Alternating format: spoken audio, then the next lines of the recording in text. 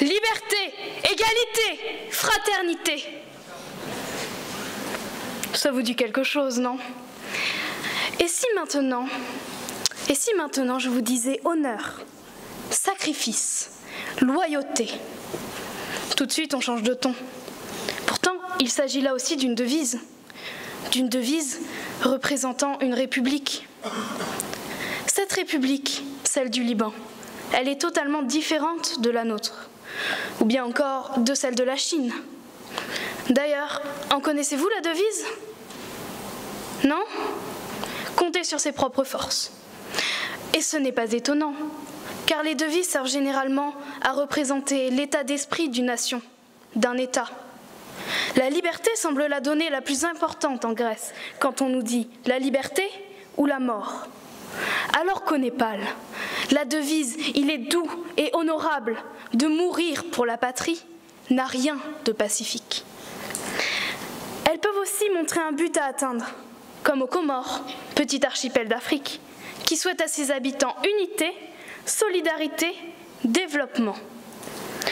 Ou en Australie, avec la devise « Avance Australie ». Cette diversité nous montre les différences cachées derrière le mot « république ». Un même mot pour des valeurs parfois opposées. Alors, penchons-nous un peu sur les républiques du monde entier, voulez-vous? Dans l'ensemble des devises, la liberté est un terme récurrent.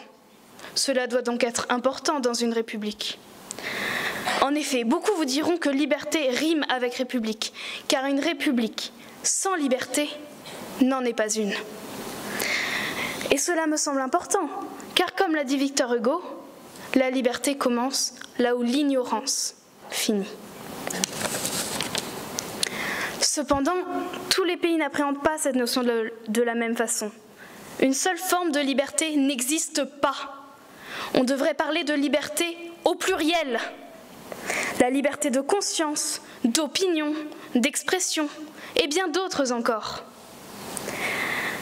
Pourtant, certains pays comme l'Iran, qui affirment être des républiques, ne respectent pas ces valeurs et font partie des pays les moins libres du globe. Liberté de conscience, absente. Liberté d'expression, disparue. Liberté de la presse, oubliée. Elle est donc importante, cette notion de liberté, mais apparemment pas fondamentale pour tout le monde. Dans les pays où cette valeur est entièrement respectée, on parle surtout de démocratie. En effet, il n'existe pas seulement des républiques démocratiques, loin de là. Dans le monde, moins de la moitié des républiques sont des démocraties complètes. Vous rendez-vous compte ?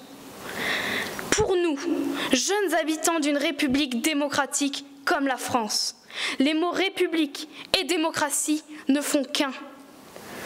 Leur étymologie est d'ailleurs assez semblable.